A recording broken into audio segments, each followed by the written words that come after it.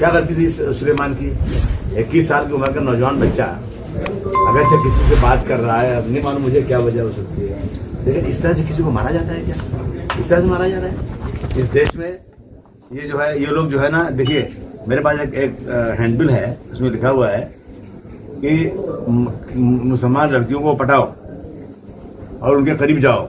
वो तो ऐसा हैंडबिल बट रहा है कि स्कूल में हिंदू लड़कियों से पहले हाथ मिलाओ, जब मिलाओगे ना तो फिर मुस्लिम लड़की भी हाथ मिला लेगी। हाथ मिलाओ उससे, धीरे धीरे दोस्ती करो, उसका नाम पूछो, बोला तुम्हारा मजहब बहुत अच्छा, बहुत प्यारा मजहब तुम्हारा है, फिर उसका टेलीफोन नंबर लो, टेलीफोन नंबर लेके जो है फिर उससे बात करो, फिर उससे फिजिकल ताल्लुकात करो।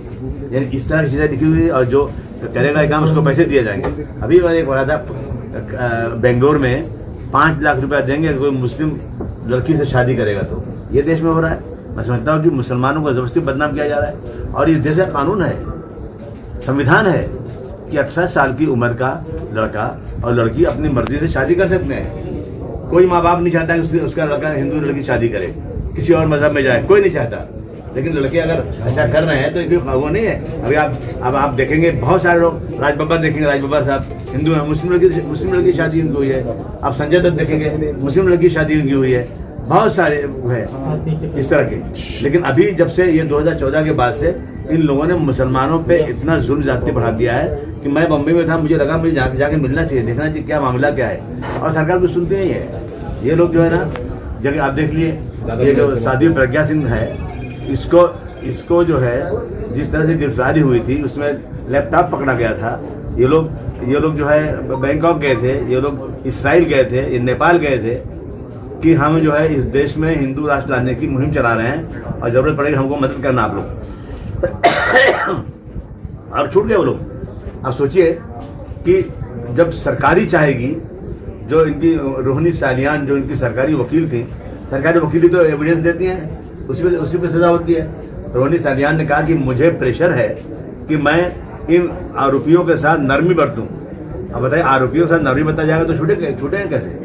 ये अगर नरमी होगी तो उनको सजा कैसे होगी? ये सोचिए आप जरा। और मालेगांव ब्लास्ट हुआ, शब बारात के दिन सब मुस्लिम पकड़े गए। अब शब बारात के दिन मुसलमान अपनी मस्जिद में खुद क्या ब्लास्ट करेगा, ये सोचने की बात है। उन्होंने फटाफट मुसलमानों को पकड़ा और जेल में डाल दिया।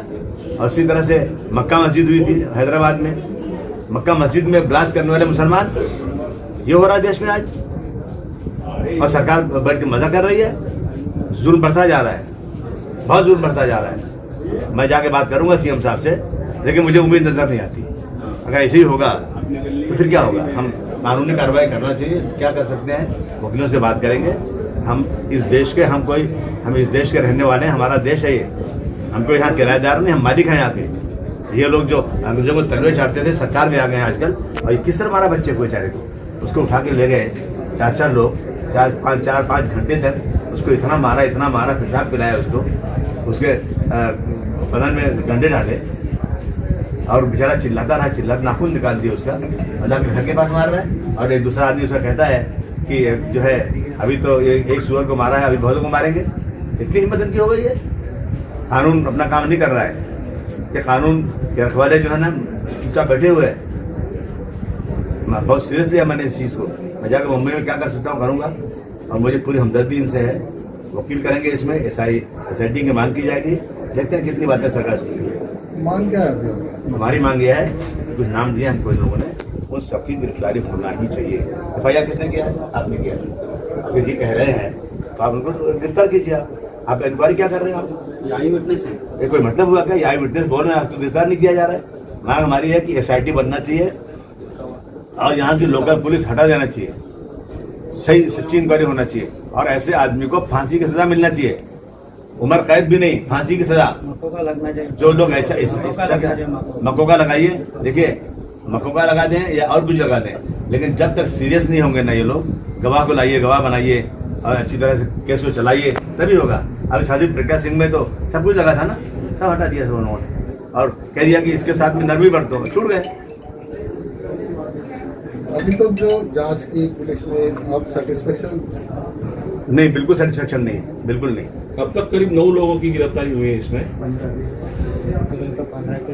15 के आए। नहीं, जिनको ये बता रहे, देखा अपनी आंखों से देखा, उनकी गिरफ्तारी होना चाहिए ना। जो चश्मदीद गवाह हैं वो जिनका नाम ले रहे हैं उनकी गिरफ्तारी क्यों नहीं हो रही है? और ये सब के सब यहाँ के एमएलए के कार्यकर्ता हैं।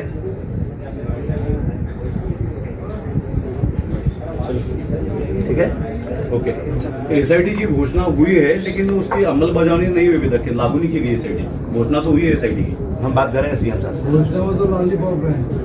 सीएम साहब से बात करूंगा।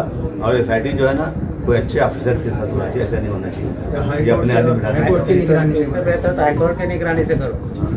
एसआईटी से बेहतर हाईकोर्ट की निगरानी अगर ली जाए तो अच्छा रहेगा। चलिए, चलो चलो, ओके, चलो।